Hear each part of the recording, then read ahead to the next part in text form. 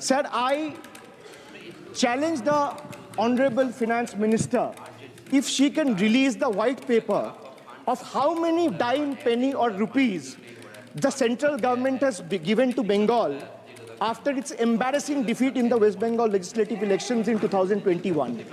Sir, in the last 3 years, let me put this on record. And sir, मैं कुछ बोलूँगा वो सही हो सकता है, आप उस पर टिप्पणी करेंगे वो सही हो सकता है, गलत हो सकता है। सर, कागज तो झूठ नहीं कहता है।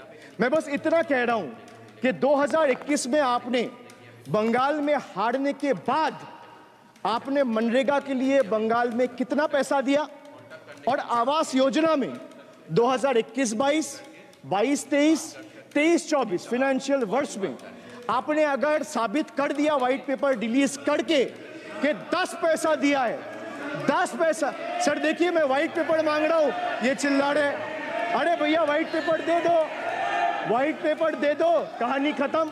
सर जिसके पास कागज नहीं होगा, सर व्हाइट पेपर मांग रहे, सर व्हाइट पेपर मांग रहे, चिल्ला रहे, इनके पास कागज नहीं है और पूरा देश से कागज मांग रहा है सीए का नाम पे, ये बीजेपी है।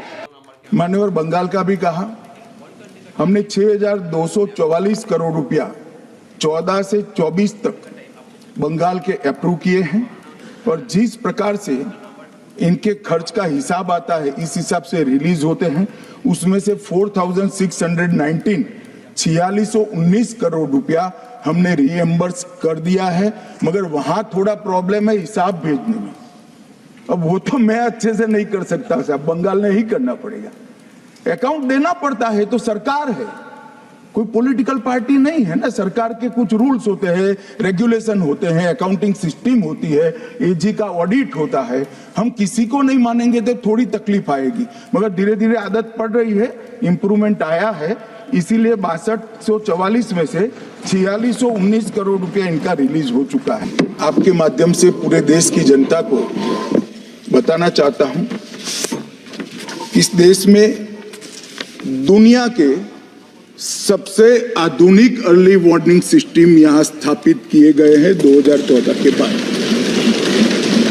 मान्यवर, दुनिया में बहुत कम देश है जो 7 दिन पहले आपदा का आकलन सार्वजनिक करते हैं, पूर्वानुमान सार्वजनिक करते हैं। भारत वो चंद 4-5 देशों में है जो 7 दिन के पहले पूर्वानुमान साझा करता है। कई सारे देश, ज्यादातर देश, मोर देन 90% देश 3 दिन के पूर्व में ये आकलन को साझा नहीं कर सकते हैं। हम 7 दिन पूर्व 2023 से सारे आकलन देश की जनता और देश की राज्य सरकार के लिए साझा करते हैं। साइक्लोन का भी अर्ली वार्निंग सिस्टम है, कोल्ड वेव का भी है, हीट वेव का भी है, बिजली का भी है, सुनामी का भी है, अर्थक्वेक का भी जितनी पॉसिबिलिटी है उतना है, फ्लड्स का है, भूस्खलन का है।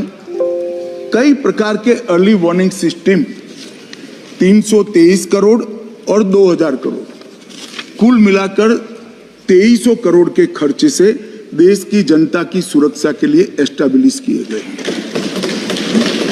फिर बशीर साहब ने कहा तो क्या हुआ?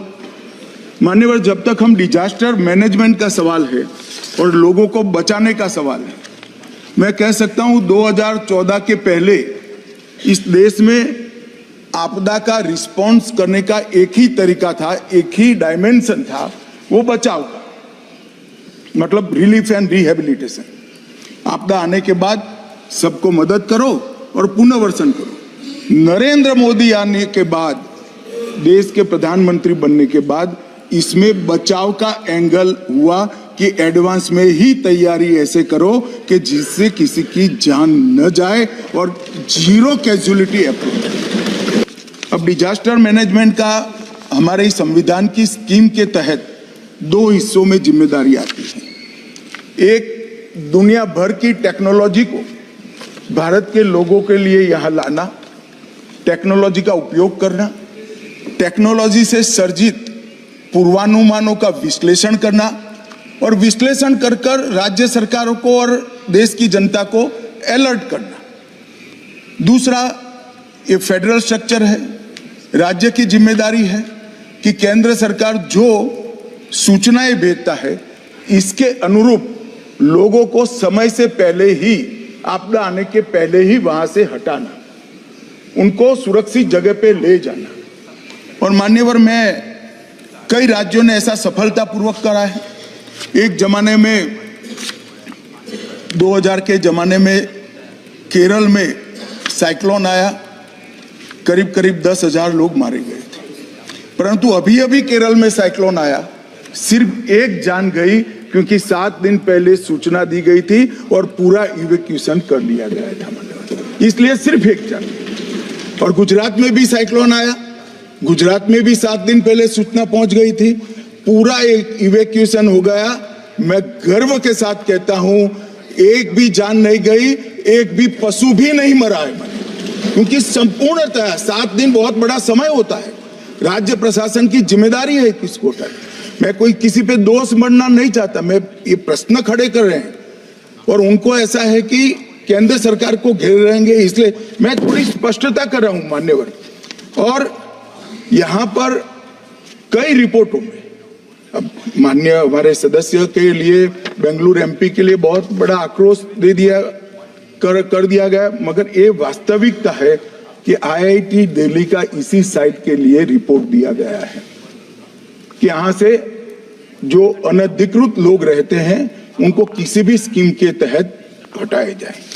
इसके बाद 2020 में भी रिपोर्ट दी गई कि इन लोगों को हटाना चाहिए। ये ज्यादा संभावना वाला बाढ़ की और भूस्खलन की ज्यादा संभावना, मगर नहीं हुआ।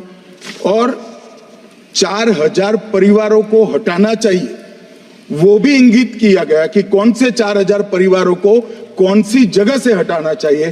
और मान्यवर, मुझे बोलते हुए बड़ा दुख हो रहा है, यही जो दुर्भाग्यवासी लोग हैं जिनके लिए पहले से सूचना 6 साल पहले दी गई है कि इनको हटा लीजिए वरना ये रिस्क में है, अब नहीं हटाया गया। मगर फिर भी जैसे ही सूचना आई, एनडीआरएफ राज्य में जा सकती है, एनडीआरएफ को लगाने का काम कलेक्टर के ऑर्डर से ही होता है। जैसे ही कलेक्टर ने सुबह 4 बजे हमें ग्रीन सिग्नल दिया, हम पहुंचे, लोगों को बचाया, सेना पहुंची, इंडियन एयरफोर्स पहुंचा, हेलीकॉप्टर पहुंचा, हमारी सीआईएसएफ की टुकड़ी एक वहां थी, वहां पहुंचा। सेना ने तत्काल एक कच्चा ब्रिज बनाया, उस पर से 1000 लोगों को बाहर निकाला और सैकड़ों लोगों को बचाने का भी काम हुआ है। मगर कुछ दुर्भाग्यशाली लोग थे, नहीं बचा पाए। इसका हम सबको नुकसान, हम सबको दर्द भी है, दुख भी है और नुकसान हमें झेलना पड़ा है, उनके परिवारों को भी झेलना पड़ा है। मान्यवर, मेरा एक ही अनुरोध है कि डिजास्टर मैनेजमेंट के मामले में सभी राज्य सरकारें जितनी भी योजनाएं 2014 के बाद बनी है, एक मैं बिल भी लेकर आने वाला हूं, इसी सत्र में लेकर आने वाला हूं, इसमें डिटेल में बताऊंगा। कृपया आप इसका अभ्यास करिए। इसकी अर्ली वार्निंग सिस्टम को, कभी कभार वो गलत भी हो सकता है, परंतु फिर भी किसी को हटाने में कोई नुकसान नहीं हटाया और बाढ़ आ गई या भूस्खलन हो गया तो मारे जाते हैं। इसको गंभीरता से लेना चाहिए और स्फूर्ति के साथ इसको करना चाहिए। जहां तक स्फूर्ति का सवाल है, भारत सरकार ने बचाव कार्य में कोई कसर नहीं छोड़ी है। हमारा हर वर्टिकल जो बचाव के लिए बना है, हर वर्टिकल आज वहां मौजूद है, दिन रात काम कर रहे हैं। प्रधानमंत्री जी स्वयं कंट्रोल रूम से सीधी जानकारी दे रहे हैं, मेरा कार्यालय और मैं भी ले रहे हैं। नित्यानंद राय जी हर रोज 4 घंटे वहां पर कंट्रोल रूम में खुद मेरे एमओएस बैठ रहे हैं और इसका मॉनिटरिंग कर रहे हैं। मैं इतना केरल की जनता को जरूर आश्वस्त करना चाहता हूं कि रिलीफ और रिहेबिलिटेशन के लिए हम कोई कसर नहीं छोड़ेंगे। भारत सरकार इस संकट की घड़ी में केरल सरकार के साथ चट्टान की तरह खड़ी। तुम लोग गलती से अगर नए हो तो सब्सक्राइब करो, वो जो लाल वाला बटन है उस पर अपने जीजा जी फेंक के मारो या फूफा जी, मुझे नहीं पता, बस क्लिक हो जाना चाहिए। अब मैं भी जा रहा हूं, मुझे मुठिया बेलने जाना है। बाय।